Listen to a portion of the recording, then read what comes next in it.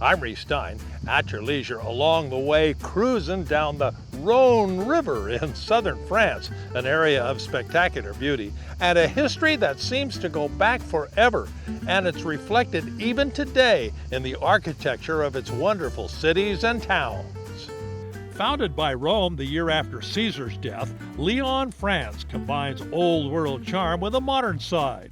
France's second city features a World Heritage Renaissance neighborhood with narrow streets and fun hidden alleyways. Located at the confluence of the Rhone and Saône rivers, celebrated with a spectacular museum said to resemble a floating crystal cloud.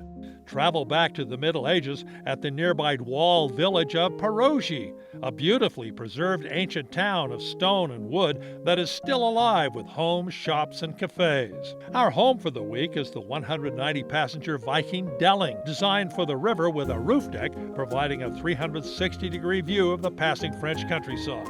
I like the trip. I like the calm of the river at night, and just sitting and watching the scenery go by and stuff. You can see villages way out in the distance. 22 miles downstream, the city of Vienne, converted to a Roman town by Julius Caesar, it still shows off its 2,000-year-old roots.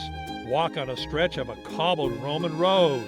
Pause at the first-century temple of Augustus and Livia in the heart of town, or climb city streets to Mount Pipit for the best view of the 13,000-seat first-century theater still in use today. Heading downstream to Tournon-sur-Rhône, visit to the world champion patisserie, cake and candy shop.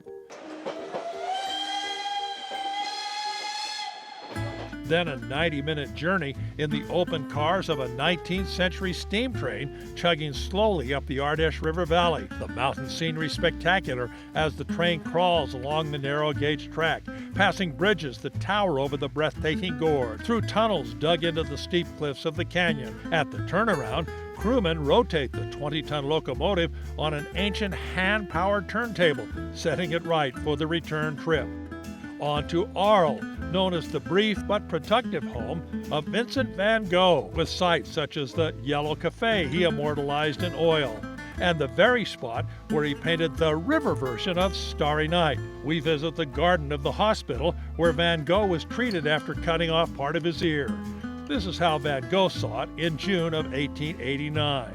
And finally to Avignon, in the 14th century, home to 7 popes instead of Rome. Fronting the sprawling main square, the Palace of Popes, the largest Gothic palace in Europe. Impressive outside, interior tours visit 25 mostly empty rooms. And nearby, the massive Pont du Gard Aqueduct, one of antiquity's greatest architectural masterpieces. 900 feet long, and at 150 feet high, it is the tallest of all Roman aqueducts. Its 52 arches incredibly well preserved. It's a World Heritage Site, popular for photographers as well as bathers and boaters. This magnificent structure is the perfect culmination to our cruise down the Rhone River.